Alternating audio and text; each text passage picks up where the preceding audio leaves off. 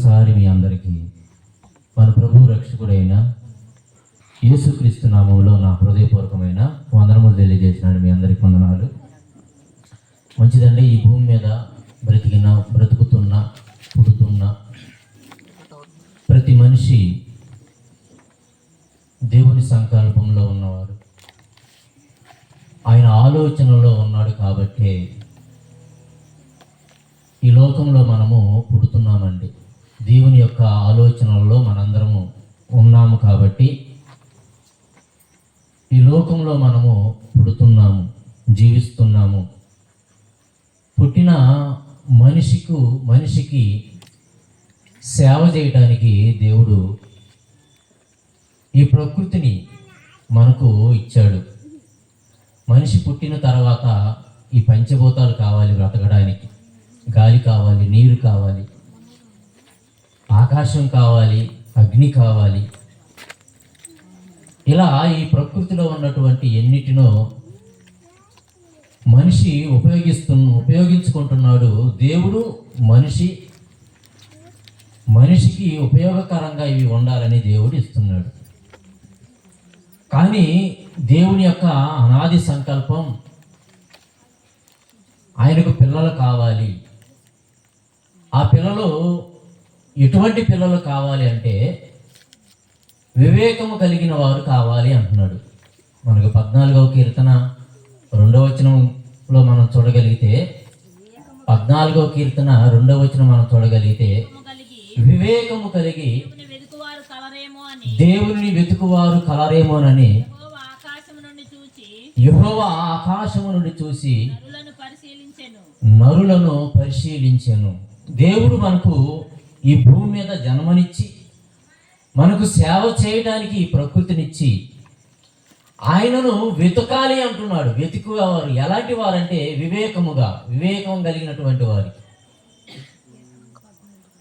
ఒక ఉద్యోగం ఇవ్వాలంటే వారికి అనేక విధాలుగా పరీక్షలు పెడతారు.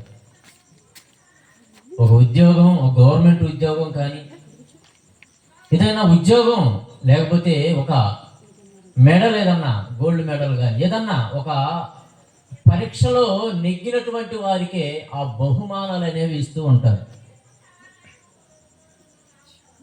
కాబట్టి దేవుడు కూడా ఈ యొక్క భూమి మీద పుట్టినటువంటి ప్రతి మనిషి ఎలా బ్రతకాలని కోరుకుంటున్నాడంటే, వివేకము కలిగి దేవుణ్ణి వెతుకువారు కలరేమోనని. వివేకముగా వెతికేవారు ఎవరు ఉంటారని చెప్పని యెహోవా ఆకాశము నుండి నరులను పరిశీలిస్తున్నారండి.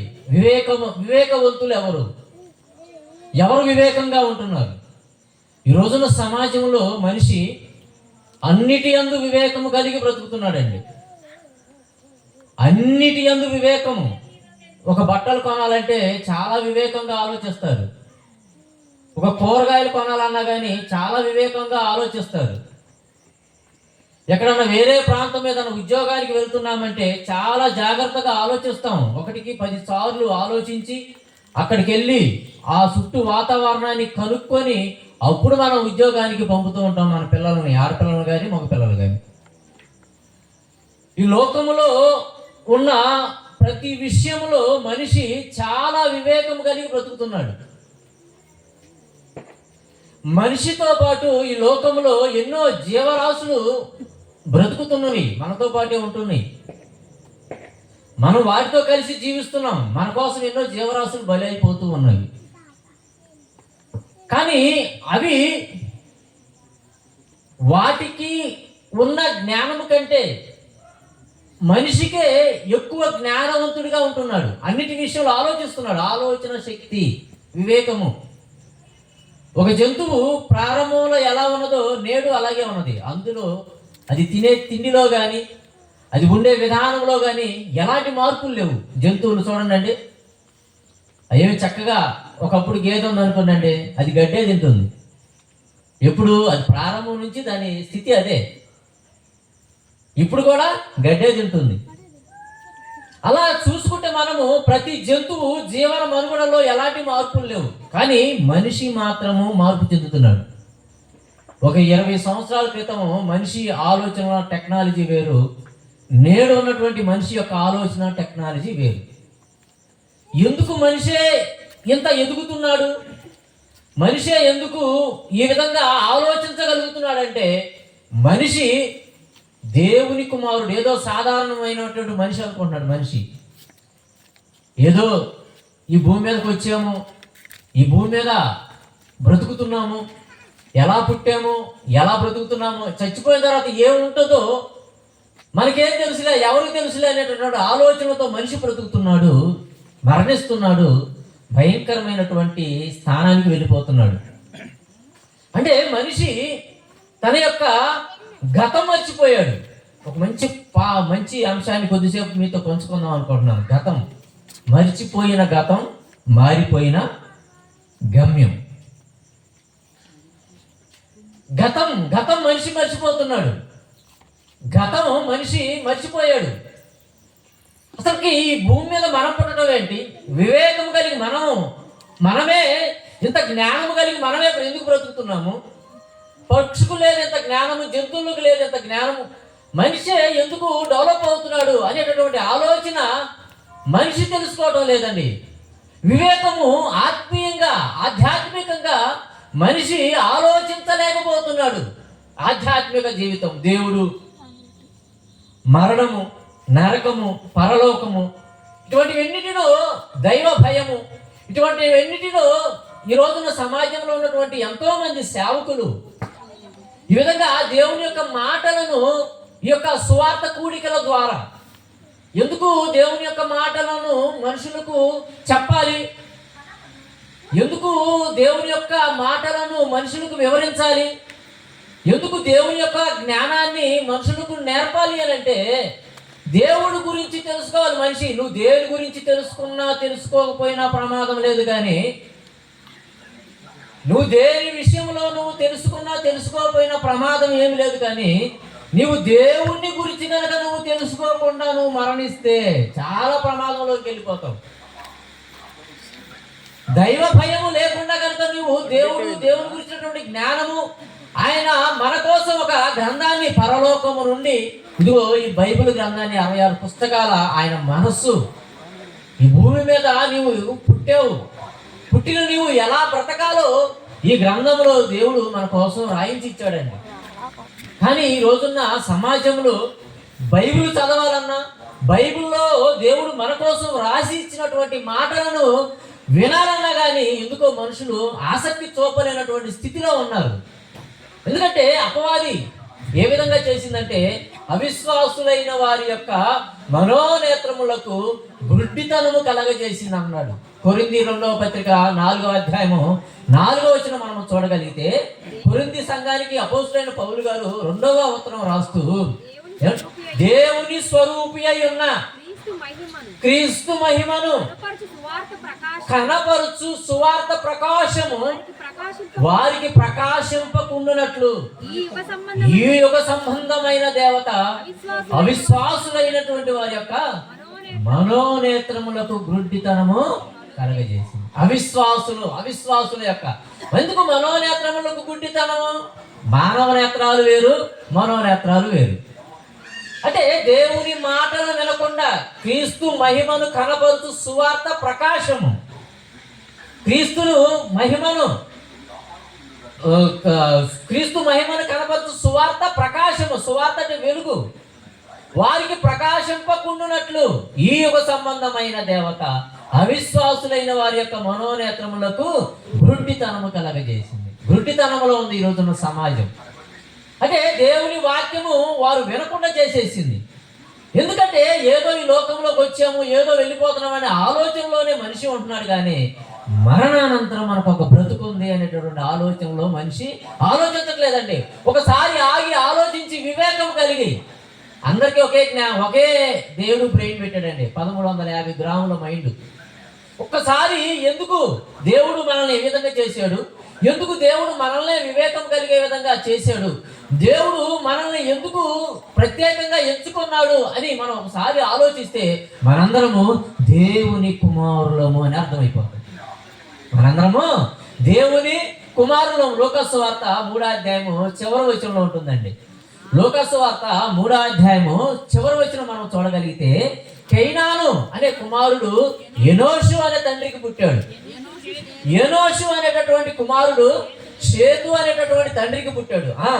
షేతు అనేటటువంటి కుమారుడు ఆదాము అనేటటువంటి తండ్రికి పుట్టినాడు. ఆదాము దేవునికి కుమారుడు. ఆదాము దేవునికి కుమారుడు. 3 తరాలు వెనక్కి వెళ్ళిపోతూ చెబుతున్నాడు. కైనాను ఎనోషుకు, ఎనోషు షేతుకు, షేతు ఆదాముకు. ఆదాము ఎవరు కుమారుడు? ఆదాము దేవుని కుమారుడు. మరి ఆదాము నుండి వచ్చినటువంటి వారమేగా మనందరము. మొదటి మానవుడైనటువంటి ఆదాము అవ్వల నుండి వచ్చినటువంటి వారమే మనందరము. మరి మనందరం ఎవరు కుమారులము? దేవుని కుమారులము. దేవుని కుమారులము. ఏమంటే ఒక కాకి ఉంది అనుకోండి, ఒక పక్షి, అది ఒక గూడి, ఒక పెట్ట కానీ ఒక కాకి కానీ ఒక గూడి పెట్టుకుంటుందండి. గూడి పెట్టుకుంటుంది.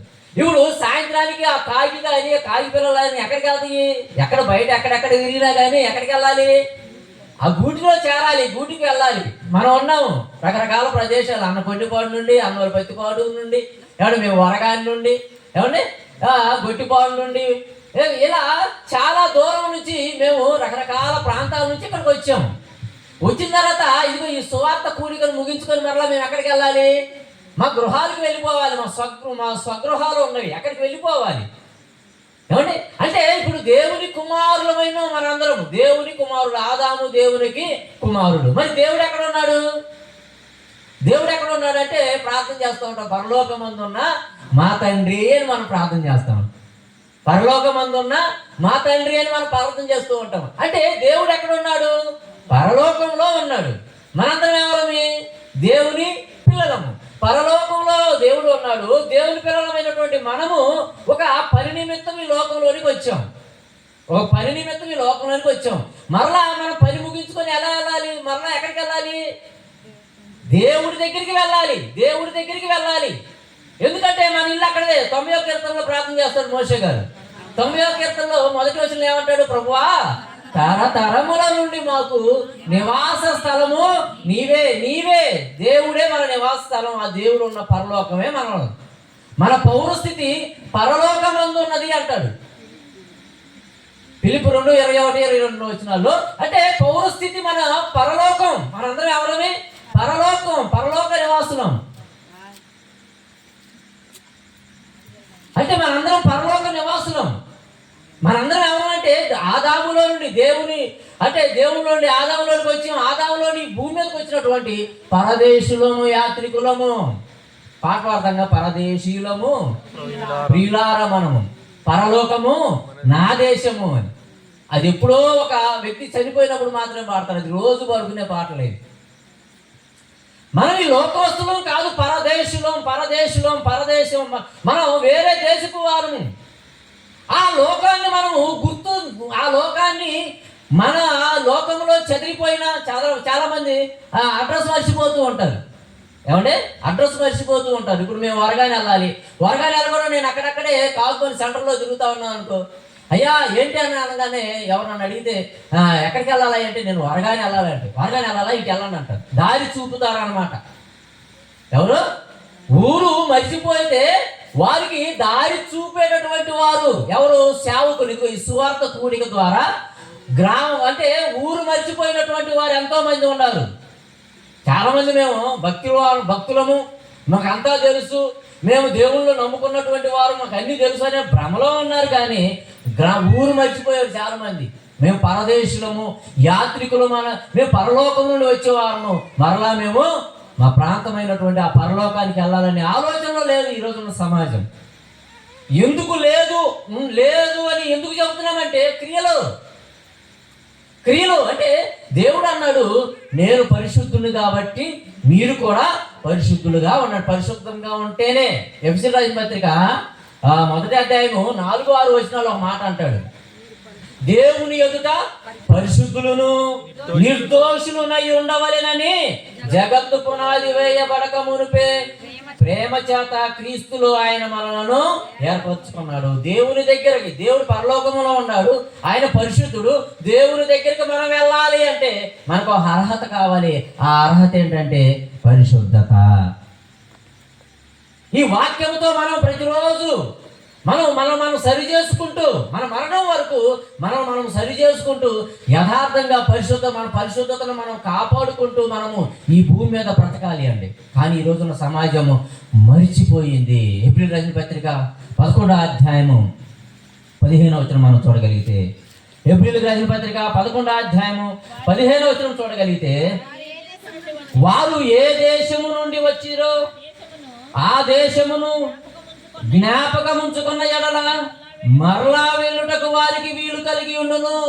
ఏ దేశము నుండి వచ్చిరో, వారు ఏ దేశం నుండి వచ్చిరో. ఏముందండి, పుట్టక ముందు మనం ఏడవడం మనకేం తెలుసా? చచ్చిపోయిన తర్వాత ఏముంది? గాలిగా కలిసిపోతాం, మట్టిగా కలిసిపోతాం అంటారు చాలా మంది. ఏమంటే చాలా టేక్ ఈజీగా మరణాన్ని చాలా టేక్ ఈజీగా తీసుకుంటారు మనిషి. మరణం తర్వాత మరి ఎందుకు నీకు జంతువులకు లేని పక్షులకు లేని జ్ఞానాన్ని దేవుడు నీకెందుకు ఇచ్చాడు? ఎందుకు నీకు అవయవాలు ఇచ్చాడు? నీ కళ్ళు ఎందుకు ఇచ్చాడు? నోరు ఎందుకు ఇచ్చాడు? జ్ఞానం ఎందుకు ఇచ్చాడు? నీకు ఎందుకు దేవుడు నీకు అవయవాలన్నీ ఇచ్చాడంటే దేవుణ్ణి వెతుకుతావని, దేవుణ్ణి తెలుసుకుంటావని, దేవుణ్ణి ప్రకటిస్తావని, దేవుని వాక్యం చదువుతావని, దేవుని యొక్క సువార్త కూడికలకు ఎక్కడికన్నా నడిచిపోతావని, ఇదిగో చేతులతో దేవుని పనులు చేస్తావని దేవుడు నీకు అవయవ నిర్మాణం ఇచ్చాడు. నా ఇష్టం ప్రకారం ఉంటారు చాలా మంది. అరే బాబు, ఎందుకు నాయన ఆ విధంగా ఉన్నావు? ఆ విధంగా త్రాగుతున్నావు? ఎందుకు ఆ విధంగా సిగరెట్ తాగుతున్నావు? ఎందుకు ఆ విధంగా మద్యం తాగుతున్నావు? ఎందుకు ఆ శరీరం ఆ ట్యాటూలు పొడి చూపించుకుంటున్నావు? దేనికంటే నా శరీరం నా ఇష్టం అంటారు. నా శరీరం నా ఇష్టం. సార్ మీ తల్లిదండ్రులు నేను అడుగు, అమ్మా నా శరీరాన్ని నువ్వు ఇచ్చావని అడుగు, నా అవయవ నిర్మాణం నువ్వు చేసావని అడుగు. నా తల్లిదండ్రులు కూడా నాకు అవయవ నిర్మాణం చేయలే. మరి ఎవరు చేశారు నీకు అవయవ నిర్మాణం? తల్లి గర్భంలో ఒక నీటి చుక్కగా ఒక కణంగా ఉన్నటువంటి నీకు అవయవ నిర్మాణం చేసాడు 9 నెలలు తల్లి గర్భంలో దేవుడు. నీ హస్తములో నాకు అవయవ నిర్మాణం చేసి అంటాడు యోబు 10:8. అంటే అవయవ నిర్మాణం చేసింది, ఈ డిజైన్ చేసింది దేవుడు. నువ్వు కట్టుకున్న ఇల్లు, ఇల్లు నాదేను, ఓకే నీదే, ఇల్లు నీదే. నువ్వు కొనుక్కున్న బండి నీదను, ఓకే నీదే. నీ కష్టార్జితం పెట్టి కొనుక్కున్నావు, ఓకే. నువ్వు కొన్న బండి నీదను, అంతేగాని నువ్వు కలిగినటువంటి ఈ దేహము నా దేహము, నా ఇష్టమైన అధికారము ఎవరికీ లేదండి. ఈ రోజున సమాజంలో ఈ ప్రకృతి అంతా దేవుడు తెలుసుకుంటుంది. ఈ ప్రకృతి అంతా ఏమంటే పక్షులు ఉన్నాయి అనుకో, సాయంత్రానికి గూటికి వెళ్తాయి. ఇర్మియా గ్రంథము 8వ అధ్యాయం 7వ వచనము, ఇర్మియా గ్రంథము 8వ అధ్యాయము 7వ వచనం చూడగలిగితే, ఇర్మియా గ్రంథము 8వ అధ్యాయము 7వ వచనం చూడగలిగితే, ఆకాశమునకు ఎగురు సంకుబుడి కొంగ అయినను తన కాలము నెరుగును, మంగళకత్తియు ఓదె కొరుకును, మంగళకత్తి పెట్టయు ఓదె కొరకు. ఇదిగో ఒక పక్షి అండి. తాము రావలసిన కాలమును ఎరుగును, అయితే నా ప్రజలు యెహోవా న్యాయ విధిని ఎరుగరు. ఒక కాకి సాయంత్రానికి తన గమ్యానికి చేరుతుందండి. ఒక పక్షి సాయంత్రానికి దాని గమ్యానికి చేరుతుంది. యెషయా గ్రంథంలో అంటాడు, ఎద్దు తనకు ఆమందును ఎరుగు, గాడిద తన దొడ్డు తెలుసుకోను. అయ్యో వాటి అన్నిటికీ జ్ఞానం ఉంది. వాటిని ఎక్కడికైనా కొన్ని ఇప్పుడు ఈ ప్రాంతాల్లో చాలా మంది గొర్రెల కాపరులు తిరుగుతూ ఉంటారండి. వాళ్ళు దాదాపుగా 2-3 కలిసి ఒక గుంపుగా, ముగ్గురు యొక్క గొర్రెలు వేరువేరుగా ఉంటాయి. కానీ సాయంత్రం అయ్యేదానికి ఎవరి గొర్రెలు వారి దొడ్లోకి వెళ్ళిపోతాయి అండి. ఎవరి మందలు వారి యొక్క దొడ్లోకి వెళ్ళిపోతాయి, వేరైపోతాయి. నాది దొడ్డి కాదు కదా అని చెప్పారు, పక్క దొడ్లోకి వెళ్ళవు. అంటే జ్ఞాపకం ఉంచుకుంటాని. కానీ ఈ ప్రజలు, దేవుని పిల్లలు ఏమంటే తెలివి లేని వారు. తెలివి ఉంది కానీ వాడటం లేదు, యోచించట్లేదు, ఆలోచించట్లేదు. అందుకని దేవుడు అన్నాడు వివేకం కావాలి, దేవునికి వెతకాలండి. ఆ వివేకము, ఆ జ్ఞానము మీకు తెలియజేయడానికి అండి యొక్క సువార్త కూడికలు మేము మారు మనసు పొందాము. ఇదిగో సేవకుల దగ్గర మేము నేర్చుకున్న ఎన్నో మాటలను ఇదిగో నేర్చుకున్న మేము అడ్రస్ చేయడానికి వచ్చాము. మేము మనందరం ఎవరమే, మీరందరూ పరదేశులు, మీరు యాత్రికులు అయినటువంటి మీరు ఏం చేశారంటే అడ్రస్ మర్చిపోయి ఉన్నారు. కాబట్టి మీకు అడ్రస్ తెలియజేయడానికి మన పరలోకం మన్నైనది వెనుకడం వలె మట్టికి చేరును, ఆత్మ తను దయచేసింది చాలా క్లియర్గా ఉన్నది. దేవుని యొద్దకు వెళ్ళిపోవాలి. మనం ఆత్మలం, పరలోకములో నుండి ఈ భూలోకానికి వచ్చిన ఆత్మలం. ఈ శరీరం, ఒక శరీరంలో ఈ భూ వాతావరణానికి అనుకూలంగా మనం ఉన్నాం. ఈ శరీరం మనతో పాటు ఎంతకాలం ఉంటుంది? 60-70 సంవత్సరాలు ఉంటుంది. తర్వాత ఈ శరీరం మట్టికి వెళ్ళిపోతుంది. మన చేతులతో మనం పూడ్చిపెట్టి వస్తాం కండి, వెళ్తుందా? మట్టికి వెళ్తుంది కదా, మట్టిలో కలిసిపోతుంది కదా. ఈ పంచభూతాల్లో ఈ శరీరం కలిసిపోతుంది కదా. ఇది నిజమైనప్పుడు ఆత్మ దేవుని దగ్గరికి వెళ్తుంది అన్న మాట కూడా నిజమే కదా. ఆత్మ దేవుని దగ్గరికి వెళుతుందన్న మాట కూడా నిజమే కదా. దేవుని దగ్గరికి వెళ్ళాలి కదా. దేవుని దగ్గరికి వెళ్ళే లోపు మనం నువ్వు చేయవలసినటువంటి పనులు ఉండి ఈ లోకంలో. ఆయన వచ్చాడు, యేసుక్రీస్తు వారి లోకంలోకి వచ్చి నీ కోసం నా కోసం ప్రాణం పెట్టాడు. ప్రాణం పెట్టి మరలా తిరిగి లేచి 40 దినాలు శిష్యులు కనబడి వాళ్ళని బలపరిచి పునరుద్ధానం ఉన్నది. మరణానంతరం మనకొక బ్రతుకు ఉన్నదయ్యా, ఇదిగో నన్ను చూడండి అని చెప్పిన శిష్యులు కూడా మనసులో దృఢపరిచి ఆయన వెళ్ళిపోయాడు. ఆయన మరలా వస్తాడంట. ఆయన మరలా వచ్చే సమయం ఆసనమైంది. ఇదిగో నేను మరల త్వరగా వచ్చుతున్నాను అంటాడు. ప్రకటన గ్రంథము 22వ అధ్యాయం 12వ వచనము. ప్రకటన గ్రంథము 22వ అధ్యాయము 12వ వచనం మనం చూడగలిగితే, ఇదిగో త్వరగా వచ్చుతున్నాను, వాని వాని క్రియలు చొప్పున ప్రతి వానికి ఇచ్చుటకు సిద్ధపరిచిన జీతము నా దగ్గర ఉన్నది. సిద్ధపరిచిన జీతం ఎవరికి ఇస్తారు? జీతం పని చేసిన వాళ్ళకే జీతం.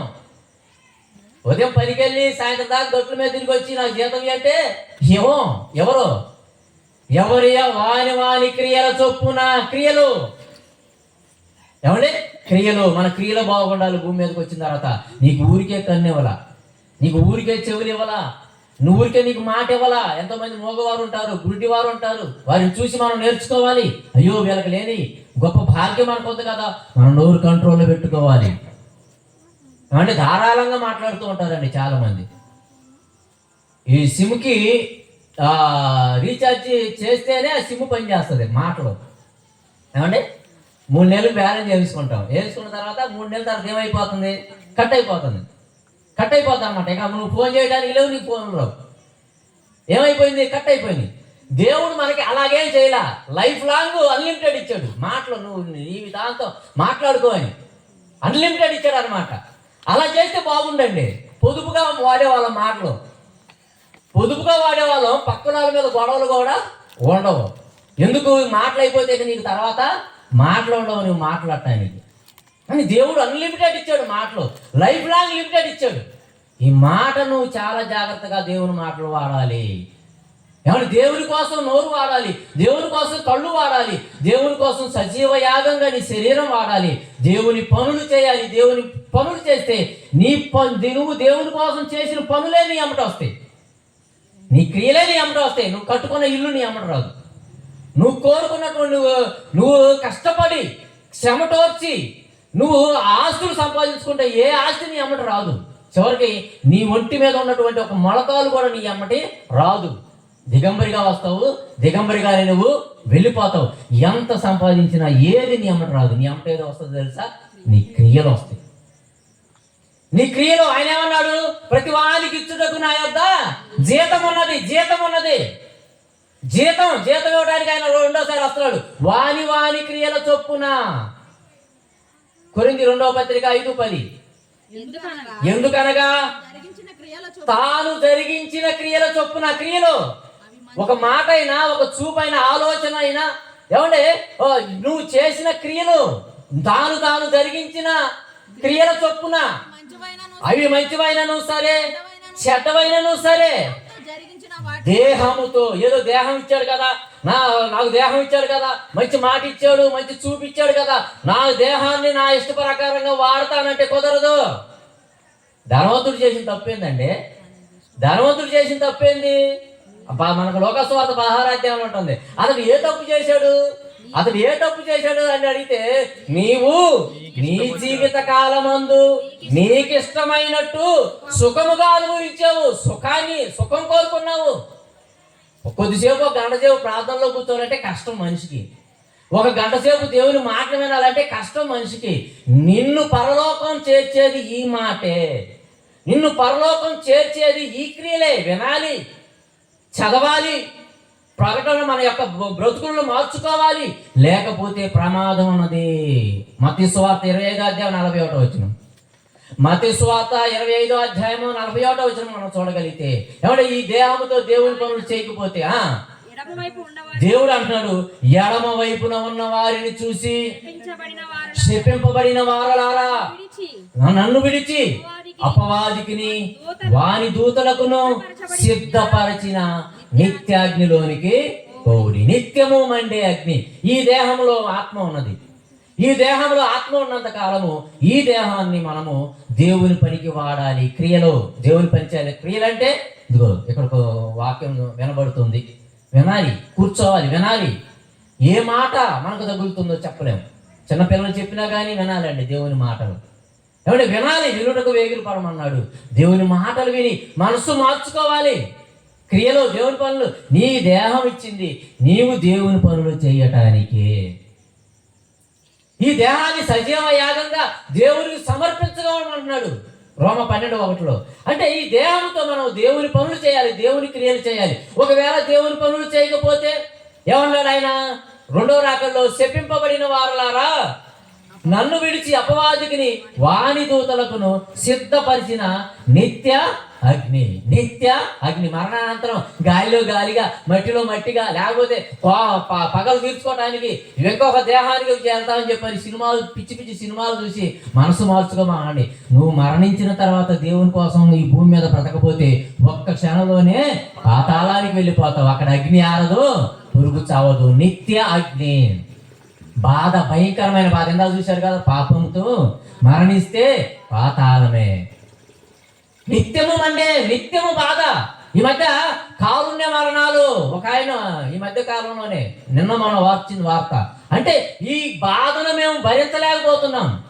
బెడ్ మీద ఉండి ఆ ఒక రోగిగా ఉన్నటువంటి ఒక వ్యక్తి ఆ బాధను భరించలేక, అయ్యా మీరు నన్ను చంపండి అని చెప్పని కారుణ్య మరణానికి అప్లై చేసుకున్నారండి. అంటే మెర్సీ కిల్లింగ్. అంటే ఒక వ్యక్తిని చంపే అధికారం ఎవరికి లేదు, అతని అనుమతితోనే చంపాలి. అంటే మెర్సీగా ఒక ఇంజక్షన్ ఇచ్చి చంపేస్తున్నారు.